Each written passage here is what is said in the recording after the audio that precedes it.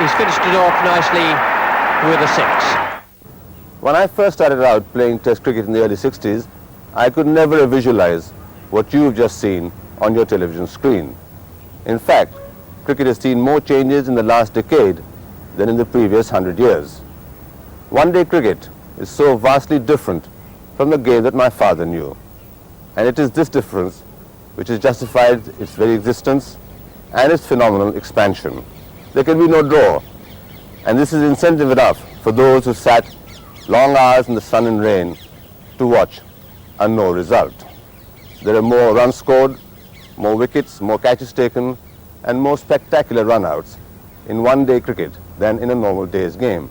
But the purest, for him, the event, the ultimate event, is still the five-day match. But by the early 60s, even the purists conceded that 5-day and 3-day matches were not attractive enough. It was a changing world, a world of mass and instant entertainment. And cricket was not keeping in step. The county cricket of England was first to react to the falling attendances. They conceived a new game format, a format which could capture the tension and excitement of the 3-day matches into 8 hours of riveting drama. He's hit that, and he's been... No, it's gone over the top. I thought for one moment that John Snow got a hand to it at deep mid-on. It's gone for 4 runs, a beautifully hit shot. The seed was sown of what was later to grow into the limited overs hysteria. Yet the transition was not easy. The early one-day matches were in fact just not taken seriously. It felt like we were playing something like a benefit match or a fun game which you didn't have to graft, you just had to go and hit out. And as a bowler, you know, anything could happen anywhere. You could be hit on a good length ball and you'd get wickets on long hops. So it was not quite cricket, but it was fun. It was sponsorship which gave a new look to the limited overs games. The first limited overs tournament in England was the Gillette Cup. The skeptics stayed away, but the competition was a sensational success. The Rothmans Cavalier matches a few years later confirmed that one-day cricket had at last arrived. Gradually, more tournaments were organized. The John Player League in 1969, the Benson and Hedges Cup 3 years later. The dull tedium of the county matches was giving way to the sparkling excitement of limited overs cricket. I remember playing 3-day matches in England. I mean, this is where I first came across one-day cricket. And in 3-day matches, you found hardly any people watching, and you know, and it was quite dull, especially county cricket. I think it's quite dull the way it's played. And one-day cricket, there would be a result, the people started flocking in. On a Sunday afternoon 40-over match, you suddenly found packed house. And automatically, of course, cricketers are entertainers and, you know, they react to crowds. Up till the middle 70s, limited overs cricket still remained in a somewhat traditional cocoon. And then there arrived on the scene an Australian called Kerry Packer. Well, apart from other interests, Packer also owned a television company called Channel 9. And it was through this that he made a bid to telecast the Australia-Pakistan series in 1976. And though the bid itself was commercially more than reasonable, it was rejected by the Australian board. It turned out to be a costly rejection, for Packer retaliated immediately by forming a parallel movement called World Series Cricket. Initially, he signed up 51 of the top international players, and they went into direct confrontation with official cricket. What began as an irreverent movement, or so considered by the traditional world, was to change the entire face of the game. And in the long room at Lord's, the high priest, who had so resisted evolution for so many years, was not particularly amused by this upstart from down under, who was totally commercializing a sacred sport. Kerry Packer started his own series of cricket matches. They were called Super Tests. The super prefix added on because the best of cricketing talent had been signed for these games. Games which initially attracted only the curious.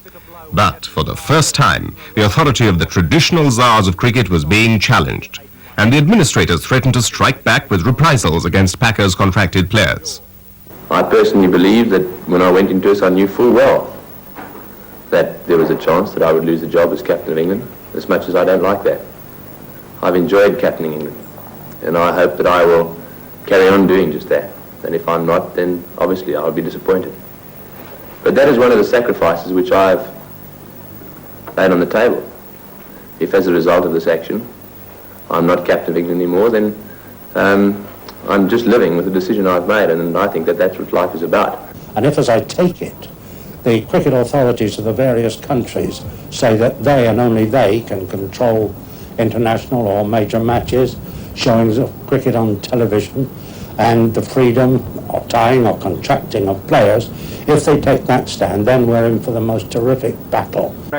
The battle lines were being drawn. The cricket authorities began to excommunicate the recruited players, and Kerry Packer decided it was time to get belligerent. I could take those people over to England and I could play super tests over in England. I mean, if they can say what they like about me. If they start to victimise the players who've placed their trust in me, at that point in time, it's an all-out scrap. It was the first summer of World Series cricket. The controversy raged, then died. Three ultimate cricket teams, Australia, the West Indies and the world, battling for supremacy. Greg Chappell and Clive Lloyd tossed. The final of the International Cup, a blood-rousing battle of one-day games which had seen the world side eliminated. And the masters of the one-day fixture, the all-conquering West Indies, faced the Australian attack, confident the International Cup was theirs. Having said that, the one that went off the seam and is the first blood to the Australians. That was a good catch too by Rod Marsh. Bouncer, oh, he's out! He's pulled one of his wickets. Would have missed the leg stump. I think the umpire was right. It's out. Oh, a British delivery and a brilliant catch by Greg Chappell. Ball in, there he is. That's it.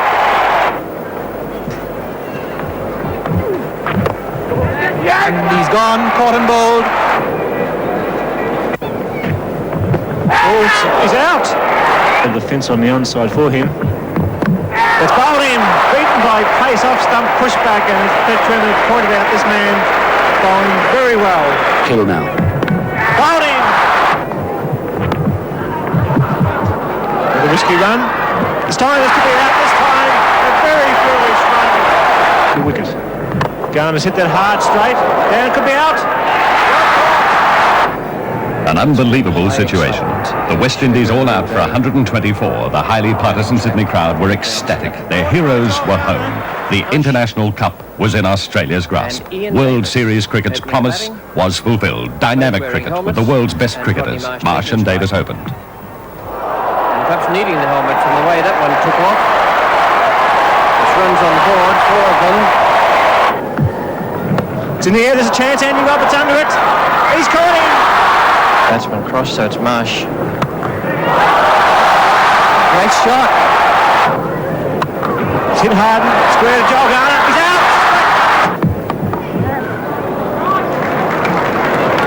Just King again. Oh, and he must be in trouble here. He's gone. Early wickets fell. It's an Then air a chance. stand. David Hooks, Greg Chappell.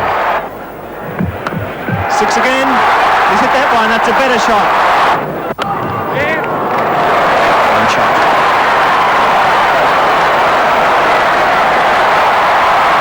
That outfield's fast today. Then the lull before the storm. That was a beautiful straight from Greg Chappell. India, he's out, caught. He's out given. Greg Chappell out net before. And he's gone, he's out. He doesn't handle it with calm this time.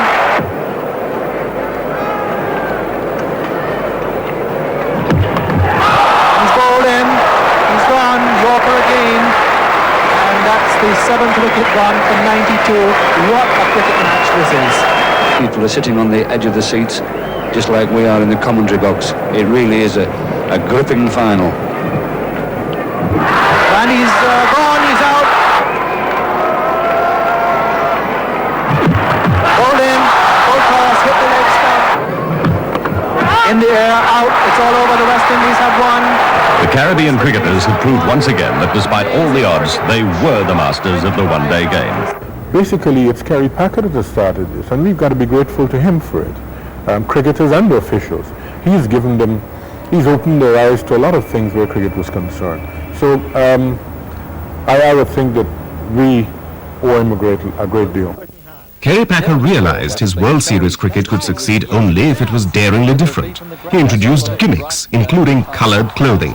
The teams wore distinctive colors, making them easy to identify, even from the sky. A move popular with the crowds, but considered sacrilegious by the traditional world. I saw the transformation because I was one of the first signees of Kerry Packer. And I saw the change when we started playing these super tests, when there were about 1,000 or 2,000 people watching some of the best players in the world playing. And suddenly, when the one-day games came up, the stadiums were transformed. They were packed, they couldn't find a place to sit. And it was just remarkable how one-day cricket took over. The first summer of World Series cricket saw a number of innovations, notably the night games, the games the critics said would never work. Innovations like the white ball and the use of the helmet, which gained acceptance by the world's leading batsmen during the summer, but more of that later. It was night cricket which stirred the imagination. Cricket under lights added a brilliant new dimension. That is most fascinating. People I've spoken to as well, and they said to me, this is absolutely great. Night cricket, I can come home from work, I can take my coldies out in my esky, I can have a drink, I can have a cold meal, because you don't want a hot meal when it's really hot, and he can take his wife and kids out and spend 3 or 4 or 5 hours with them, and it's really superb for them as well. And I think night cricket's here to stay. For World Series cricket, night games are here to stay. And just to refute the critics who said that batsmen could never play great shots under lights, enjoy some of the world's best batsmen playing some brilliant strokes. It's a fine shot. Beautifully placed.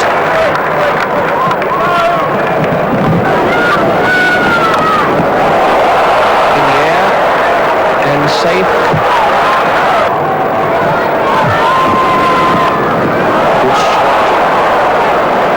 Superb piece of timing.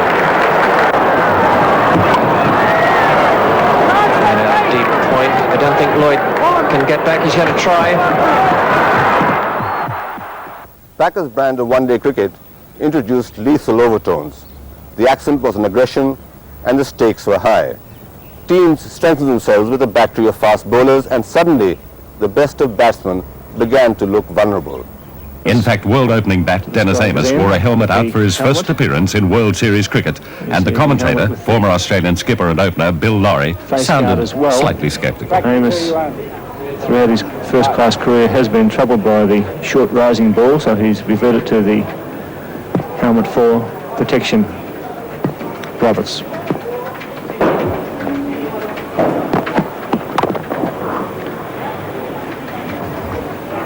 Dennis Amos was to start a one-man revolution in cricket protection, a revolution which is being felt in all parts of the cricketing world. Former Australian opener, Keith Stackpole. Dennis Amos has certainly set the pattern for the day with this helmet. The helmet rapidly ceased becoming a subject of conjecture and became one of reality. When you're competing against the best of the best, competition becomes brutally fierce. Helmets of all shapes and sizes became commonplace, and through all this, the helmet is certain to become a fixture in all forms of cricket from the first summer of World Series cricket. And if there was ever any doubt about the value of the helmet, it vanished on December 18th when Australian David Hookes faced West Indies express bowler Andy Roberts.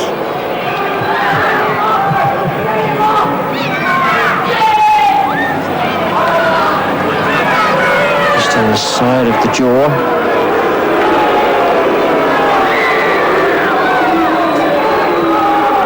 And he's in trouble.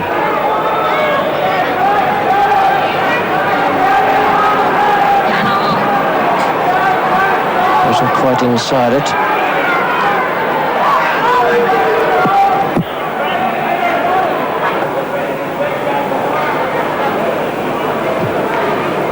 Just on the side of the jaw, the right-hand side.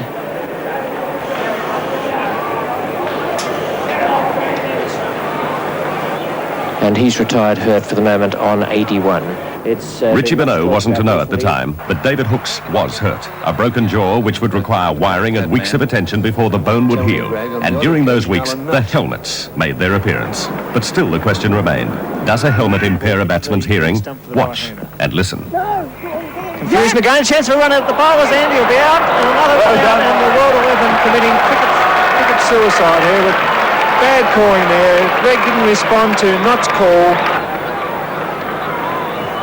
Is there any fault with the hearing with these helmets? I wouldn't think so, no. I think the call in there, as you heard on TV, was pretty loud. Then a visible demonstration of the helmet's value. He's got him on the helmet, I think. Could be the first strike, and Lilly, the man to do it. Well, it's the first time we've seen that helmet tested out in action, and here it is. Got him on the back of it, just off the shoulder. Tony Greig here might well have been down on the pitch in difficulty, but there's the protection on the back of the head. David Hookes cut out the danger factor when he made his return, and he returned with a vengeance. Wearing a helmet, Hookes faced Roberts. Not perfectly balanced. Back live now. 6 again. He's hit that one. That's a better shot. Even though he lost £2 million in the opening season, Packer was convinced he had a product that would sell. In 78 and 79, he began to market his brand of cricket very aggressively in Australia. He used novel methods to sell his brand of cricket and fill the stands, and used the very strong powers of advertising to create an entirely new following for the game in Australia. You've been training all the winter, and there's not a team that's fitter, and that's the way it's got to be. Because you're up against the best you know. This is Super Test, you know. And you've got to beat the best the world has seen. Aussie, come on, come on. Come on, Aussie, come on. Come on. Come on, Aussie, come on. Come on. Come on, Aussie, come on. The success of these ad campaigns made them a permanent feature in all future cricket seasons of Australia. We're not really worried about the Australians. Well, if he's not worried about the Australians, he must be playing someone else at the moment. I have a few surprises. I think he's playing surprised. We'll be playing to win. At present, they couldn't win a chook raffle. I think we'll finish up on the top. Pakistan. No, Australia.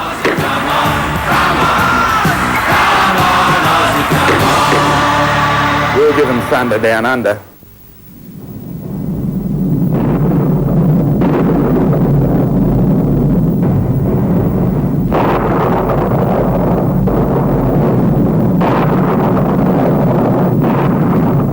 The black clouds are swirling overhead. They're coming, the teams the others dread. The Packies, the Windies, both want to win this series. They'll make the turf a dangerous place to tread. Muldasa, Javed and Imran Khan. And there's Richards, Lloyd and Big Birdman. The hottest teams on earth will be treading on our turf. There's thunder down under coming on. The Benson and Hedges World Series Cup. The Windies, the Packies versus the Aussies. It'll be thunder down under. The Packer Carnival ran its own course. The matches were often organised to clash with tests in Australia. The die-hard supporters attended the test matches, but a growing, enthusiastic contingent became part of the Packer entertainment. And for a while it appeared that the two camps of cricket had learned to coexist. We're going our way, they're going their way, and maybe someday we'll get together. They met 2 seasons later. The Australian board made its peace with Packer and granted him what he'd wanted in the first place, the exclusive rights to telecast cricket matches in Australia. Packer disbanded his World Series cricket, but cricket was never to be the same again. More precisely, it was television coverage of cricket which was never the same again. Channel 9 revolutionized TV presentation. Up to 11 cameras were used to cover the game from every angle, with slow-motion replays after almost each delivery and dismissal. It's the ball just moving back through the air there from Dennis Lilly. Umpire Tony Crafter, judging Greenwich LBW. Controversies following close run-outs and catches increased, and soon a passive television audience was being transformed into a nation of armchair umpires. One of the catches I've ever seen in my life. Umpires are conferring. Snedden says he caught it.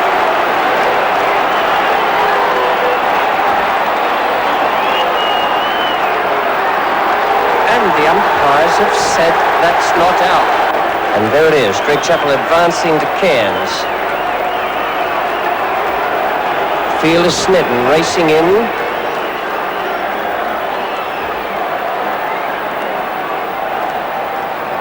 There is no question in my mind that that was a great catch.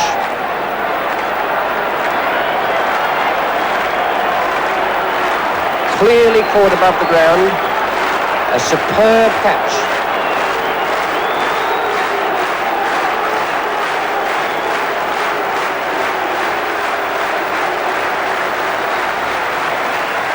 There is no question that that was out. It was a marvellous catch. And they go for a single. He's down the wicket. He'll have to get back quickly. He does. Appeal for a run out. Not out, says the umpire. Just made it. Well, that would have been tragedy for the West Indies. Yes, no, and Richards giving Greenwich the glare there. And the umpire really was under pressure on that occasion because that return came in so swiftly that he barely had time to position himself to ascertain whether that was out or not. The ball hitting the stumps now as that bat scuffs up the dirt in front of the popping crease, not behind the popping crease. Umpire giving the benefit of the doubt to the batsman, but it seemed to us that Richards had not made good his ground. In fact, he hadn't. You can see the earth in front of the white line of the popping crease being disturbed now.